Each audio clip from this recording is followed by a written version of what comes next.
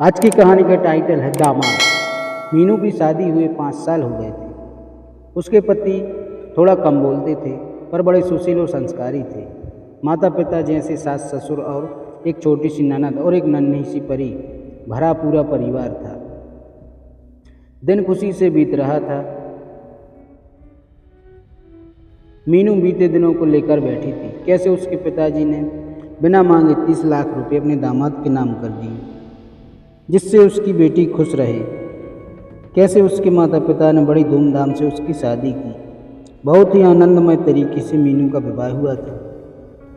खैर बात ये नहीं थी, बात तो ये थी कि मीनू के बड़े भाई ने अपने माता पिता को घर से निकाल दिया था क्योंकि पैसे तो उनके पास बचे नहीं थे।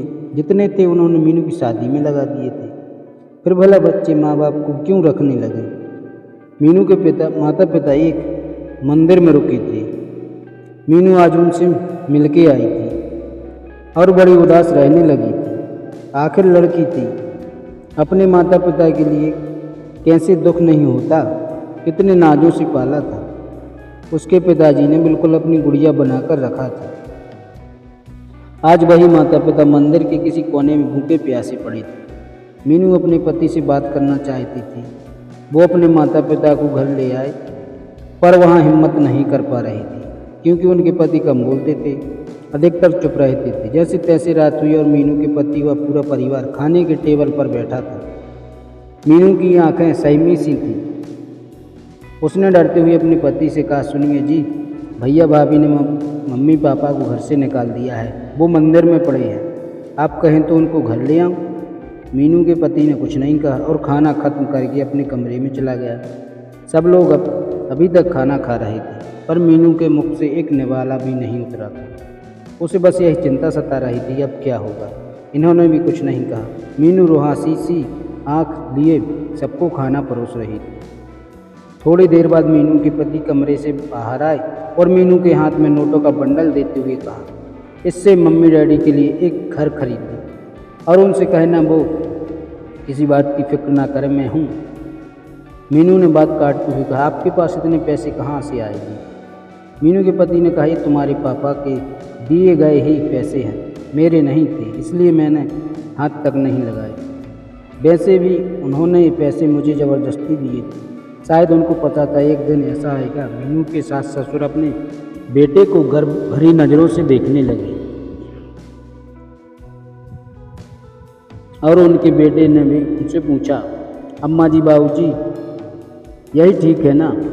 उसके अम्मा बाबूजी ने कहा, बड़ा नेक ख्याल है बेटा नवीन, हम तुम्हें बचपन से जानते हैं। तुझे पता है अगर बहू अपने माता पिता को घर ले आई तो उनके माता पिता शर्म से सर नहीं उठा पाएंगे कि बेटी के घर में रह रहे हैं और जी नहीं पाएंगे। इसलिए तुमने अलग घर दिलाने का फैसला किया है। और रही बात इस दहेज के पैसे की, तो हमें कभी इसकी ज़रूरत नहीं पड़ी क्योंकि तुमने कभी हमें किसी चीज़ की कमी होने नहीं दी। खुश रहो बेटा। ये कहकर मीनू और उसके पति को छोड़ सब सोने चले गए। मीनू के पति ने फिर कहा, अगर और तुम्हें पैसों की ज़रूरत हो तो मुझे बताना और अपने माता पिता को बिल्कुल मत बताना घर खरीदने को पैसे कहाँ से आए।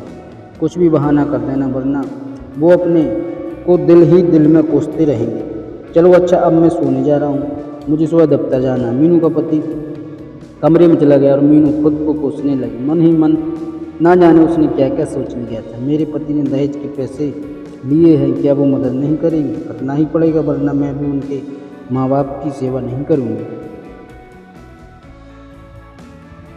मीनू सब समझ चुकी थी कि उसके पति कम बोलते हैं पर उससे ज़्यादा कहीं समझते हैं। मीनू उठी और अपने पति के पास गई माफ़ी मांगने। उसने अपने पति से सब बता दिया।